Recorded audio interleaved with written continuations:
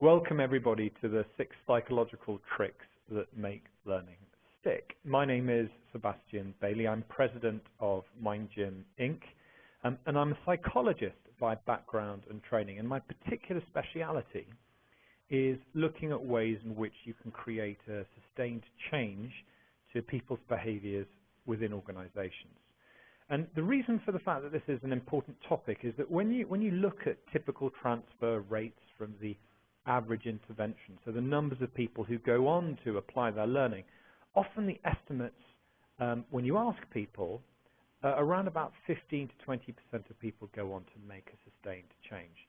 Normally what people say is that about 70% of people go on to try their new skill or capability out, but quite quickly backslide into old habits. So what we really mean here is there's a huge amount of unrealized value. When you consider the amount that's spent nationally or globally on education, on learning and development, we're missing an enormous opportunity to really make a difference and increase the value that we provide to our organizations, to our communities, and so on. Now at MindGym, we really believe in evidence-based practice. One of our core beliefs is science is sexy, in research we trust. And so what we've done and what's informed this particular webinar is lots of evidence that we've gathered both from the literature but also from our practice in terms of what's worked with other clients. And I'd like to share with you some of these ideas today. And we're going to explore this through 6 specific, interesting questions. So we're going to share a particular question and then explain the principle and then also talk about how you can apply it in practice. And of course, if you'd like to interact with me, if you'd like to send me questions, do please follow me on Twitter at Dr. Seb Bailey. Use the hashtag MindGym and I'll do everything I can to respond. So what's our first question that helps us think about how you can make learning stick? And actually what we're going to start with is perhaps one of the most entrenched habits that people can have is about how do you increase the quit rate of smokers. It's perhaps one of the hardest habits to change. Now, of course, there's plenty of learning opportunities for people who smoke in terms of understanding what the impact of smoking is. We see it on cigarette packets. We see it in health education. The damage that smoking does is in many respects pervasive in terms of the way we're educated, and yet there are many people who really struggle to actually make the shift and sustain becoming a non-smoker. Now this was what was being investigated by someone called James Prochaska, who did again a big review of the literature and developed a trans-theoretical approach, he called it, which looked at a number of different stages that people go through as they shift from an old habit to a new habit. And here are some of these stages. Initially what people do is they persist with an old habit, like I enjoy smoking, and they stay in that habit potentially for years, until it gets to the point where they start contemplating a change. They say, maybe I should give up, maybe I should change what I do right now. What then happens is people move into a preparing stage, where they say, I'm definitely going to quit, and I know how. They're starting to get a sense of what they're going to do and how they're going to do it. And then they move into an acting stage where they really make the change. I've quit. It's hard, but I've quit. And then what follows that is a maintenance stage. I've not smoked for more than 6 months. And what he found was that broadly, people who go through these steps. But when he did his research, he pulled all the data set together, and actually there weren't that many patterns. He was very disappointed that the insights were a little bit weak. There weren't stronger patterns in terms of people making the shift. And then he had a sudden insight, he had a sudden realization that perhaps what he should do is only look at the positive deviance. Psychologists sometimes call it positive deviance, the people who have successfully made a change, the self-changers who have actually managed to maintain the change. And that's where he really made a couple of interesting discoveries. And this was the key one. What you can see here is on the x-axis, you can see the different stages of change. So you've got persisting, contemplating, preparing, acting, and maintaining. And on the y-axis, you've got T-scores. And those are essentially how strongly an individual sort of rated a particular point of view. The purple line with the boxes is actually how people felt about the pros of making a change to their behavior, the pros of, in this instance, quitting smoking, triangles is the cons. Now, what's interesting about this is that you can actually see right at the beginning, at the persisting stage, perhaps slightly unsurprisingly, the pros of quitting were less than the cons of quitting. So basically, people were persisting with an old behavior. They didn't want to change their habit. But there's a very, very significant thing that happens in between this persisting stage and the contemplating stage, and that's where the pros of quitting, the pros of making the change in behavior, actually start to outweigh the cons. Now, for those of us who've ever tried to change a habit as a New Year's resolution, what often happens there, and one of the reasons why we fail to make those shifts, is that we move very quickly from a persisting state on December the 31st to acting and trying to quit almost immediately on the 1st of January. Now, of course, what's happening here is that we still feel in our heart of hearts the cons of making the shift, of changing our behavior, are greater than the pros of changing the behavior, and so, of course, we happen to fail. And that's what he observed between those people who genuinely managed to change their behavior in a sustained way and those that didn't. There was this crucial stage between persisting and contemplating where the pros and cons shifted. And he then started to review this in a whole series of other activities, and he found that this pattern existed whether or not you were looking at habits of starting to use sunscreen or exercising more or even weight control. He even looked at the number, one of his fellow researchers even looked at how long you could stick with doing sit-ups on a daily basis, and there were some really clear themes. At the persisting stage, the cons of changing outweigh the pros, and at the acting stage, the pros of changing outweigh the cons. So there's this really, really significant shift that happens between those two stages.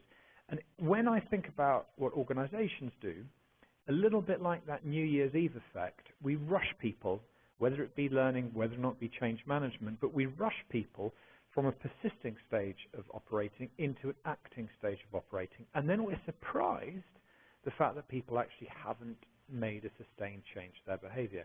And part of it is because we haven't taken them through a contemplating or even a preparing or a planning stage where they really have an opportunity to understand what the benefits are to them of actually making a shift in behavior. So how do we apply this trick? The first thing, and I think this is a really, really crucial point, is that we need to think habit change as much as learning. And we do need to recognize the stages of change and how important that upfront engagement is. The second thing is we've got to be careful not to rush people from persisting to acting and expect much change. That early stages are crucial.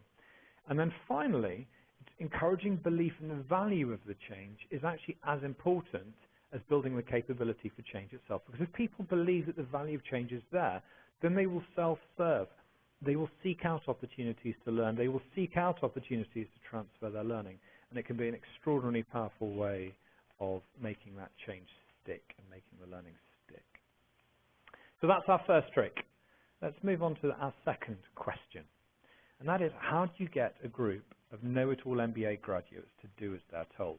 And actually, this was a question that a client of mine approached and said that what they were doing is that they were hiring some of the smartest MBA graduates in the world. And actually, this was a consultancy, global consultancy, well-known, well-recognized. And what they were finding was that these MBA students would be arriving and they'd be causing some level of havoc.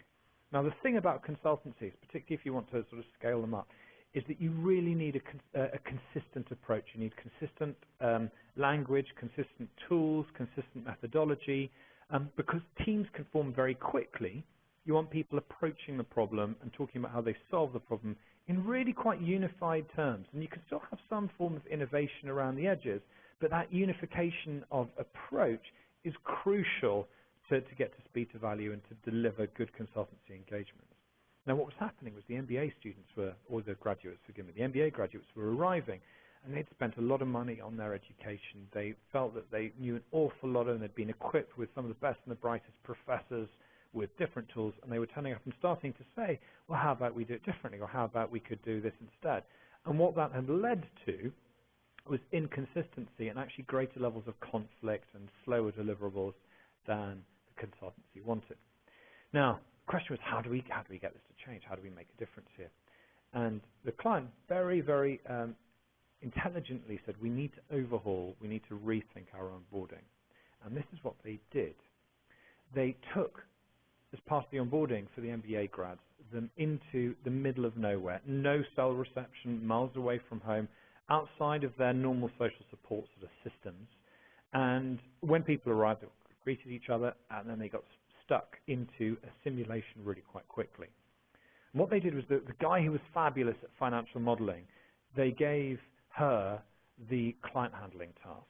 The person who was really good at planning, they gave her the modeling task. The person who was traditionally quite good with clients, they gave him the planning task. And so different people were assigned to activities that didn't naturally play to their strengths. And then they ran the simulation. And of course, what happened? There was conflict, there was tension, there was a failure to deliver to results on time, and overall the individuals just didn't succeed in the way they were expecting to. At that point, they then started to introduce the consultancy's tools and the consultancy's approach and the consultancy's way of operating. Lots of cautionary tales, lots of examples of real engagements, and started to educate the MBA graduates about the right approach. What they then did towards the end of the onboarding was they reran the simulation. And this time, they really assigned people to play to their strengths rather than necessarily their weaknesses. And of course, it was an enormous success using the methodology and the language and the tools that the consultancy needed them to use. And of course, at that point, the MBA grads left the onboarding committed to using the language, to using the tools, to using the methodology, and then they were able to go out and deliver good quality engagements quickly. So that's what happened. It's an example in practice about how you make it work. But what's happening? What's the underlying psychology that sits here? And this is all about harnessing positive stress. And actually, this is not a new idea. This is something that was developed by two psychologists called Yerkes and Dodson in the 1920s, I believe. And you can tell it's a slightly older model because of the language that they've used. But we wanted to be true to their framework. On the x-axis over here, they've marked this up as arousal, and what you can see is the sort of levels of low arousal at this end and high arousal at that end. And over here, you've got performance with weaker or poor performance and strong performance at the top end. Now, what happens, of course, is when people have got low levels of arousal, their performance tends to be slightly weaker. You know, that they're bored, they're sort of apathetic, they're not necessarily fully committed or fully engrossed in what they're doing because they're just not that interested. Now, what happens is if you increase arousal, you tend to get to optimal performance. So there comes a point at which you're sort of at a level of excitement or anxiety or just sort of general engagement that you reach really much stronger levels of performance. But if you push that arousal too far, of course, your performance suffers. And that may very well be because of strong anxiety. So that's we've had a practical example, we've had a sort of a theoretical model. Let's look at an experiment and at a test. And this was done, really important topic, about how you can actually get people to go and become vaccinated, particularly for things like measles or mumps or rubella and other diseases. What will drive people to volunteer to take a vaccine, which of course is slightly painful. And what the experimenters wanted to have a look at was how people rated, based upon slightly different messages, the importance of getting some shots. And they had two conditions. And in the first condition, it was a recommend only. So, we recommend that you and your time of life, this is done with college students, at your time of life, get these sorts of shots to protect you from disease. And in the recommend only condition, people were then asked to rate how important they felt getting a shot was on a 14-point scale, and they scored it as 8.7. Now, they then had a fear condition, and with messages that were much more fear-oriented, the subjects felt, the participants felt, that the importance of shots actually went up to 11.9 out of 13. So you can see that in the fear condition with those fear messages, developing that sense of anxiety, people started to believe that shots were more important. They then also asked some questions about, do you intend to get some shots as well? And this is what they discovered, that in the recommend only condition, it was around about 7 out of 13, but in the fear condition, it was 11.3 out of 13. So you can see here that in the fear condition, the intention to actually get the shots went up as well. Now, I think this is very much like reaction sheets at the end of learning and development sessions. You know, we ask people, is this your intention to apply? Will you go on to make a change? And what we're saying here is that actually that is a useful bit of data, but really what matters is whether or not people have actually gone on to make the change. And to discover what numbers of people went on to make a change, we're going to have a look at that right now. In the control condition, or alternatively the fear alone condition, only 3.3% of people went on to actively go and get their shots. And what they hypothesized here was that the traditional sort of recommend-only approach, you know, wasn't very likely to transfer because people didn't really see it as being important, and they actually said that there was a lower intention to apply. What they found with the fear alone condition was that it was potentially sending people into a state of anxiety. People actually got so worried about it that they got paralyzed into doing nothing. So what they added to it was then a condition where there were fear and very explicit steps of what they needed to do. And the explicit steps here was very simply incorporating a map with directions of how you can actually get to the medical center to get the shots done. And that shifted the percentage of people who went and got their shots to 33%. So really, and you might say, well, that's nothing like 100%, but it's 1,000% improvement over a traditional approach where you're simply making a recommendation or alternatively going for a fear-based approach. So what can we learn from this as learning and development and change professionals?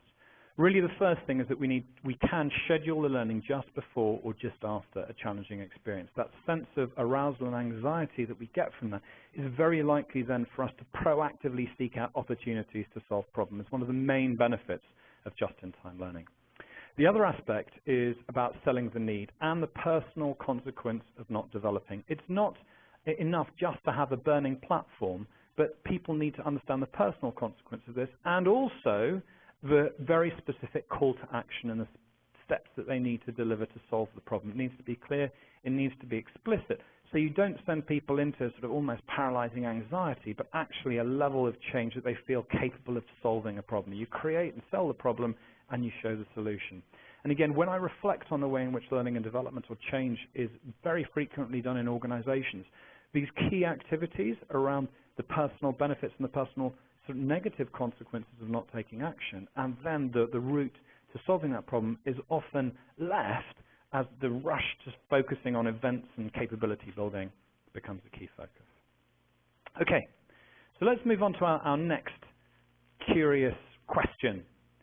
How do you get people to donate more money to a charity? So having learned about a particular charity, what actually makes the difference in terms of getting people to take action, to specifically go and donate cash? And this was an experiment that was done with Save the Children, who are a wonderful charity that really focus on children that are suffering from poverty or infirmity all over the world.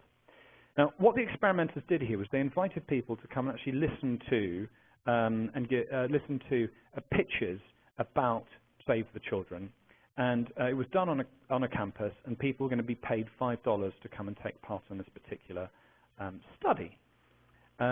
What they did was they split people who came to the experiment into two conditions. The first condition were given a very factual, data-based, still compelling from a data perspective pitch. So they learned about percentages, they learned about the numbers of people numbers of children who were suffering and how much donations would make a difference to them and so forth.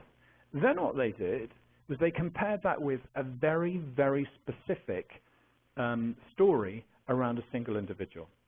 And then, of course, what they did was they asked people to provide feedback. Now, the real kicker here, and this is not what the participants were expecting, was at the end of listening to the two pitches, one or other of the pitches, they were asked to donate to whether or not they would like to donate any of the $5 they had just earned by listening to the pitches to the charity. And the variable that the experimenters were focused on was how much money will these two different groups donate. And therefore, which of these methods is leading to greater levels of activity. Arguably, which of these two approaches is leading to greater levels of transfer, of really actually making people get on and apply their learning as opposed just to talking about the intention of applying. And this is what they found. In the stats condition, it was $1.43 or $1.43, just under $1.50. And in the story condition, very specific story about an individual who was suffering, a child who was suffering, it went up quite significantly to $2.38. So we can see here that the story has much greater sort of emotional resonance. It makes us empathize with a particular situation, and as a result of that, increases the likelihood of us both transferring our behavior in a sustained way. Now, many people, when I share this experiment with them, say, well, how come more people didn't donate $5 or $10 or more than that? And again, remember, we're dealing with students, and they probably needed to buy their ramen noodles at the end of the day and pay for dinner, and that's why perhaps it was a little bit less than the $5 expected. But the point being is that we can see that in terms of action and activity, the story condition was more powerful than the stats condition. Now, in another test that was done by Dan Heath, it wasn't specifically an experiment, but it was more a sort of reported test that he did. He got people to listen to pitches that contained both stats and stories, and what he found was, sometime later, he asked people to recall the stats or the stories, what they recalled, and he found that 5 in 10 people actually remembered a statistic. So the recall of the stats was actually quite weak. But this is where it gets interesting. 63% of people remembered a story. And so again, as well as actually shifting the sort of strengths of behavior, we've also got much, much more memorable items when we tell stories as opposed to when we use statistics. And again, when I reflect on what we tend to do in organizations, particularly with learning, is we tend to pack our learning with stats, and we tell far fewer stories. Now, of course, and subject matter experts actually encourage us to put in more stats, and we worry about skeptics, and therefore we put more stats in. But actually, it's in many respects, it's personal stories that are going to resonate with participants that are much more likely to be recalled and much more likely then to lead to transfer and sustained transfer at that. And I quite frequently meet people who say, well, how do I, what do I need to do to persuade the subject matter experts to change their approach and be a little bit more reasonable about the content that gets placed into experiences? I think tell stories of what you think is likely to deliver the value, what's likely to create that sense of resonance and make it stickier. Now, one of my wonderful colleagues at MindGym is full of wonderful people, and in particular wonderful psychologists, and one of them recently shared this study with me, and I thought I'd share it with you, which actually looked at what people deem to be accurate. And it's quirky because what these two psychologists tested, was whether or not people deem rhyming statements more accurate than non-rhyming statements. So in this instance, we've got an aphorism like woes unite foes, or birds of a feather flock together. And people asked to rate how accurately they felt those particular statements were. What they found was that on a scale of 7, most people said those rhyming statements scored over 6. They're pretty accurate on the whole. What they then did was they then shifted the same aphorisms, the same sort of statements, but they removed the rhyme. So it became things like woes unite enemies, or birds of a feather flock conjointly. And they wanted to test whether or not there was accuracy there. And what we see is that actually the accuracy rate dropped. Now, people weren't aware of this with these modified items. But what they found was when things stopped rhyming, it actually people saw the statement as being less accurate. Two interesting things about this. The first one is the fact that people were unaware of it, but when they were told about it, the accuracy rating dropped. So as soon as they became aware of this, they kind of sussed it out, and they adjusted how accurate they thought the original rhyming statements were. The second really key point is the fact that the psychologists said, well, we think that what's underlying this is the fact that because rhyming statements are easier to process, easier to understand, because they're more verbally fluent, it actually requires less energy to process it. It requires less cognitive load to think this through. And therefore, we see it as being more accurate. And this is fascinating because what it means is if we can actually reduce the amount of energy, of cognitive energy, amount of effort that people have to make in terms of thinking, they're much more likely to do things in a particular way, much more likely to apply their learning, much more likely to make it stick. So rhyming makes a difference. And given that, don't just tell, use stories that sell. Because stats and number will cause slumber, while rhyme and emotion will win devotion. So let us move on to our next question.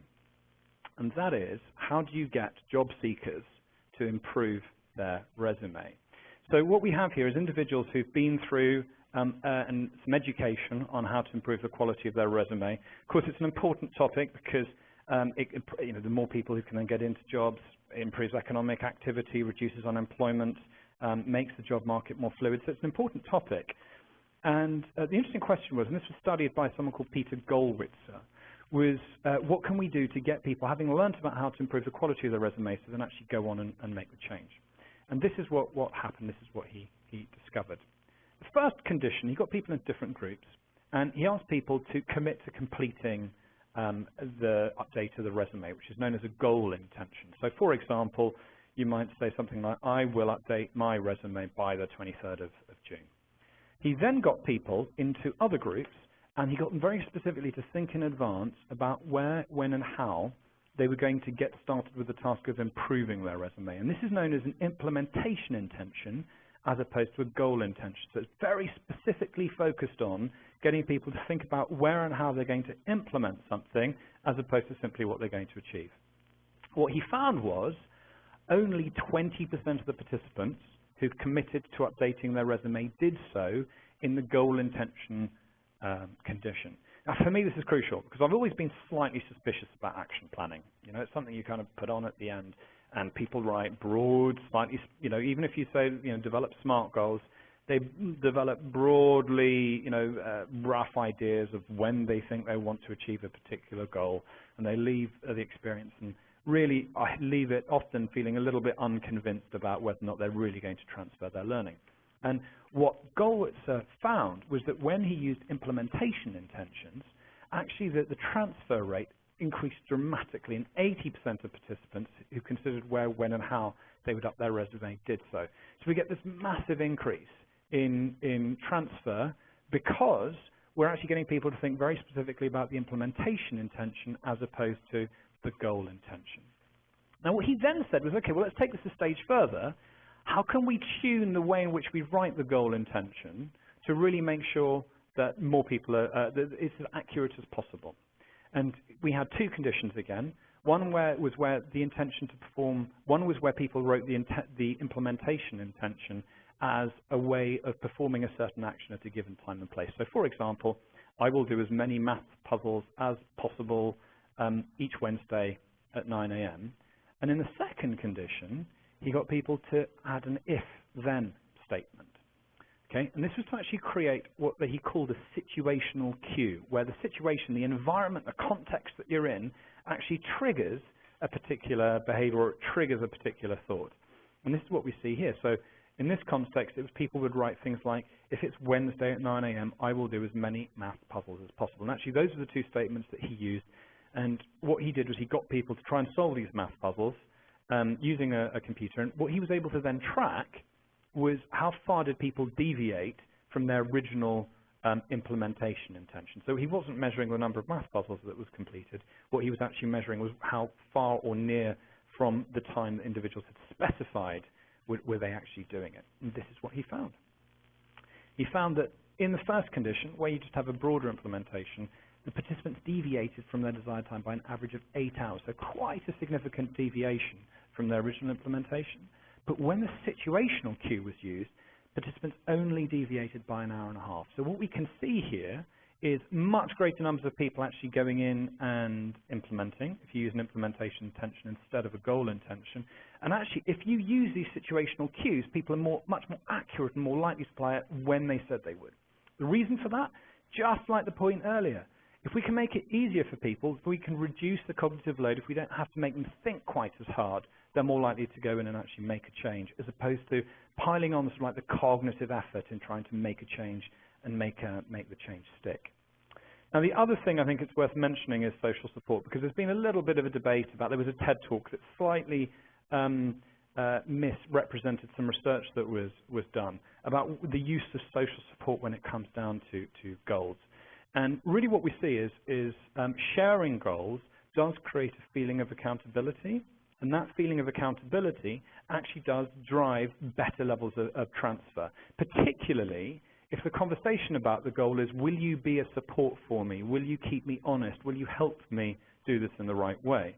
If, however, and this is where you've got to be careful, and this is what the study actually showed, was that in some instances, if you share a goal, it gives people a false sense of progression, and because they feel like it reduced actually the anxiety, they feel like they've already made progress because they've shared it, and as a result of that, less transfer happens.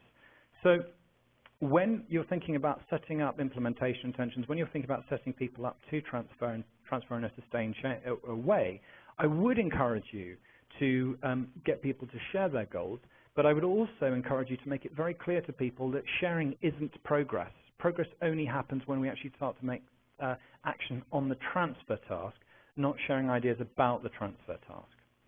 So how do we apply this trick? Well, use implementation intentions. Use if-then statements, even better. Sometimes they can be a little bit difficult to formulate, but they're very powerful if you get it right. And then do get people to tell others about their commitment, but don't get them to kid themselves that actually they're making any progress as a result. Okay, our next question, number 5. How do you get drivers to notice bicyclists? And what we're going to do is I'm going to play you a clip. You do need to be able to listen to your computer at this point to actually get the media coming through. So I encourage you, if you've turned your computer volume down, do please turn it back on again. And we're actually going to test your awareness. So do please listen, observe, and watch this particular clip now. Clearly, somebody in this room murdered Lord Smythe, who, at precisely 3:34 this afternoon, was brutally bludgeoned to death with a blunt instrument. I want each of you to tell me your whereabouts at precisely the time that this dastardly deed took place. I was polishing the brass in the master bedroom. I was buttering his lordship's scones below stairs, sir. Why, I was planting my petunias in the potting shed. Constable, arrest Lady Smythe. But how did you know? Madam, as any horticulturist will tell you, one does not plant petunias until May is out. Take her away. That's right, madam. It's just a matter of observation. The real question is, how observant were you? Great. So what we have there was a test of how observant you were, and ultimately the question is, did you notice any changes? What I'm going to share with you now is the second half of that clip to see how many changes, and you can actually observe how many changes you actually recognized. So here we go with the clip right now.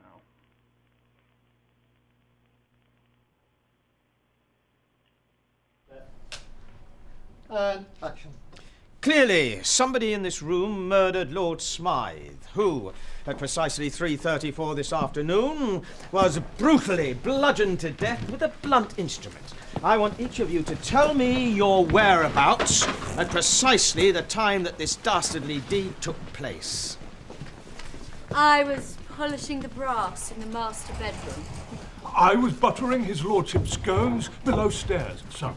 Why, I was planting my petunias in the potting shed. Constable, arrest Lady Smythe.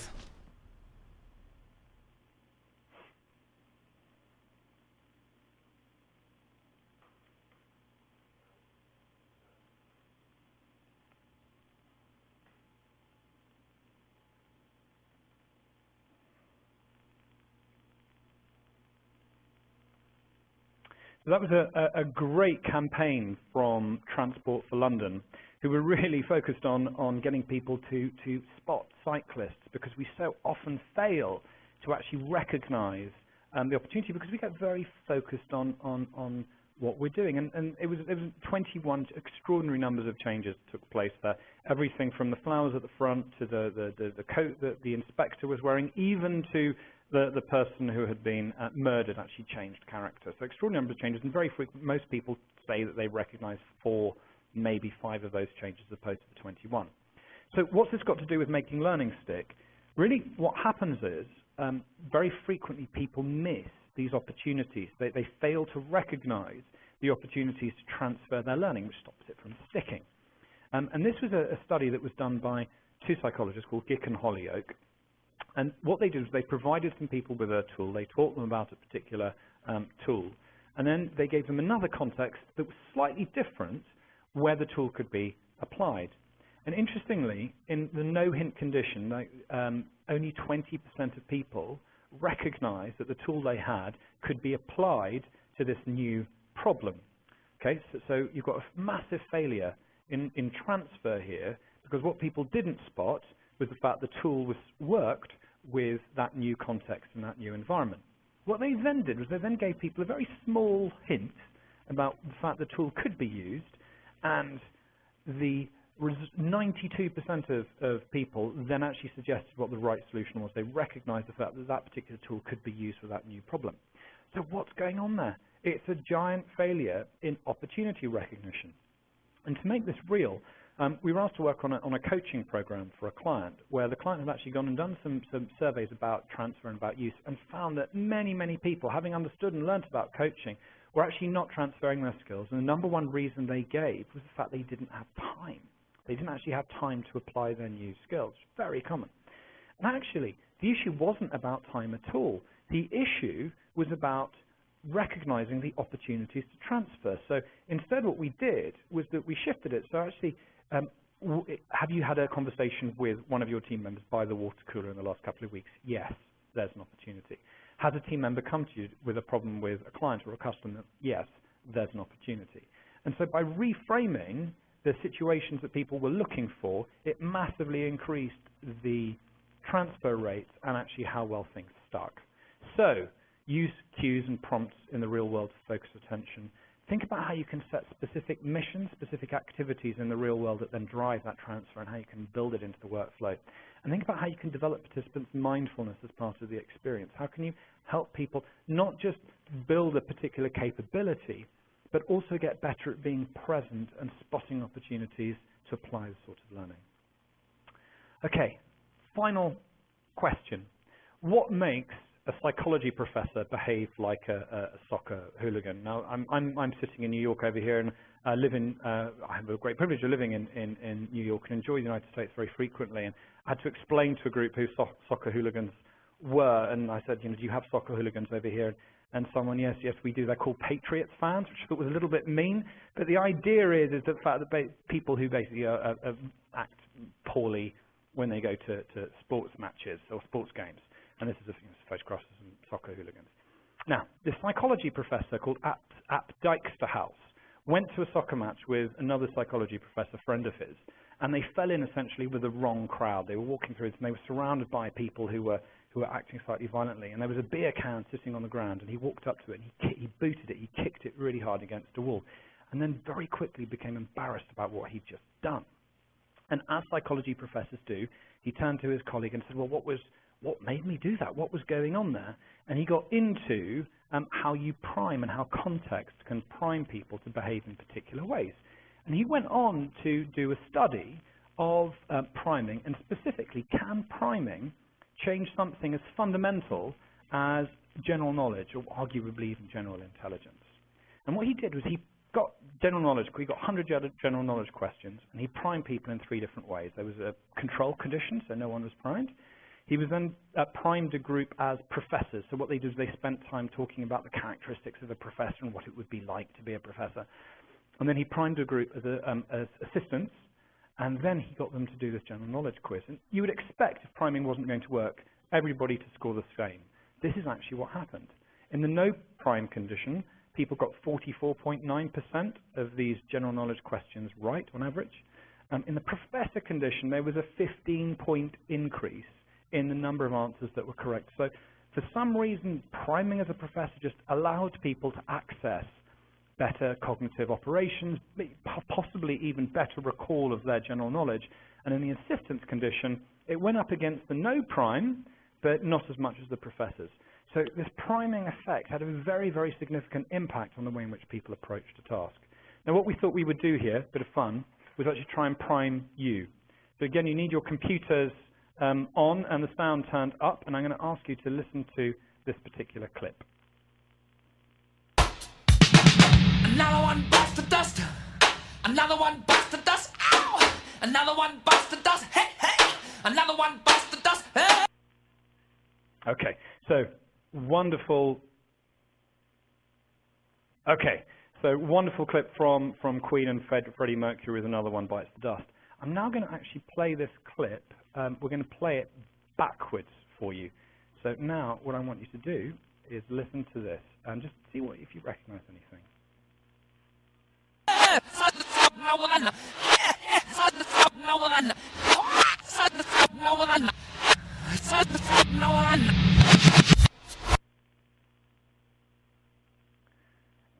Great. Okay, now what I'm going to do, hopefully when I ask people what did you hear, they very frequently say absolutely nothing, what are you talking about? I'm now going to prime you. Okay, now I'm about to show you something. I'm not advocating this from any business perspective or anything else, but here's or even personally, but here is the prime. It's fun to smoke marijuana. It's fun to smoke marijuana. It's fun to smoke marijuana. It's fun to smoke marijuana. Okay, that's the prime. And now what we're going to do is we're actually going to listen to that Freddie Mercury clip backwards once more and just see if you can hear anything different this time.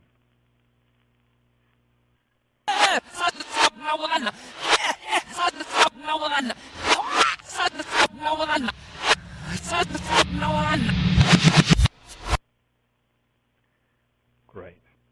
So hopefully many of you, having been primed, had could then start to hear the really quite significant difference in what was being said. And that's actually called, that is called, well, it's priming in practice, but the example of playing music backwards is called backmasking.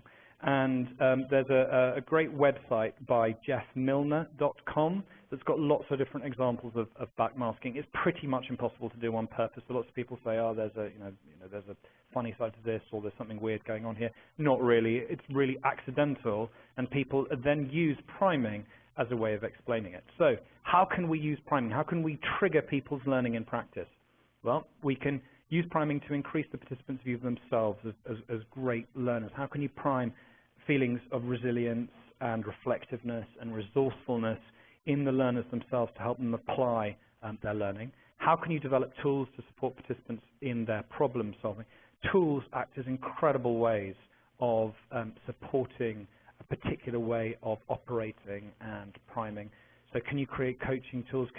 I operate very differently with a hammer in my hand to a pen in my hand. I'm primed for very different things. And so building the use of tools into learning experience is fundamental. And then also, how can you prompt participants to adopt the right thinking frame for the problem at hand? How can they become expert at that particular task? And how can they adopt that as they go forward? So, okay, those are our 6 tricks. Let's think about how this works in terms of a methodology to make learning stick. And this is how MindGym operates it.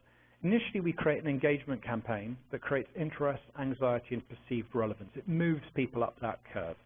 What we then do is have a diagnostic that increases perceived value for the individual, and it creates that optimal arousal. It makes people feel a little bit of anxiety about their personal ability and capability. What we then do is provide people with a toolkit, and this acts as scaffolding for the learning, and it primes the right mindset both for learning but also for the mindset that you want in terms of application and transfer. What we then have typically is an instructor-led session. This could be delivered virtually or face-to-face, and it has a very strong focus on a real-world problem, and we tend to share general principles and context-specific principles that allow for practice, and that allows people to actually see different ways in which they can apply what they've learned. From there, we have a pledge, which is a very specific focus on transfer, and we use relapsation prevention techniques like implementation intentions and creating the right kind of social support and the right kind of social pressure. And then from there, we have a mission, which is an application task built into the workflow. And this is actually what solves the problem of opportunity recognition. It also increases the time to apply. So what you've done is you've massively increased the likelihood of people spotting those opportunities, getting very focused on doing things differently. All the way through this, we're doing everything we can to reduce the cognitive load, the amount of effort it takes for someone to apply their learning in a sustained way. And then we create distributed experiences, and we know from all the research that a series of distributed experiences delivers 17% greater performance improvement than a more traditional approach. So we get much, much better levels of transfer and performance improvement as a result. And then finally, we have boosters which act as after-action reviews, which increases accountability, increases resilience, increases momentum, and a coaching toolkit which increases social support and accountability that might, for example, go to the individual's manager.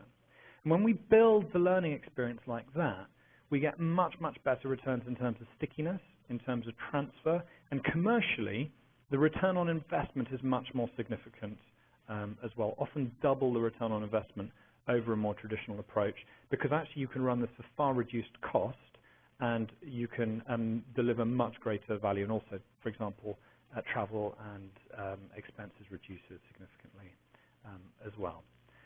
So, the 6 tricks: build belief, create that emotional arousal, use stories over facts, use written shared implementation intentions, build specific missions into the workflow, and prime the right mindset by creating the right tools. I've been Sebastian Bailey. Thank you very much for your time over the course of this webinar. Do please follow me at Dr. Seb Bailey on Twitter. We've also got a white paper that deals with these 6 tricks and also the bite-sized methodology that you can download from our website. It's called The Bite-Sized Revolution: How to Make Learning Stick, and it goes into a good deal of these different approaches for really making this work. That's the end of the presentation.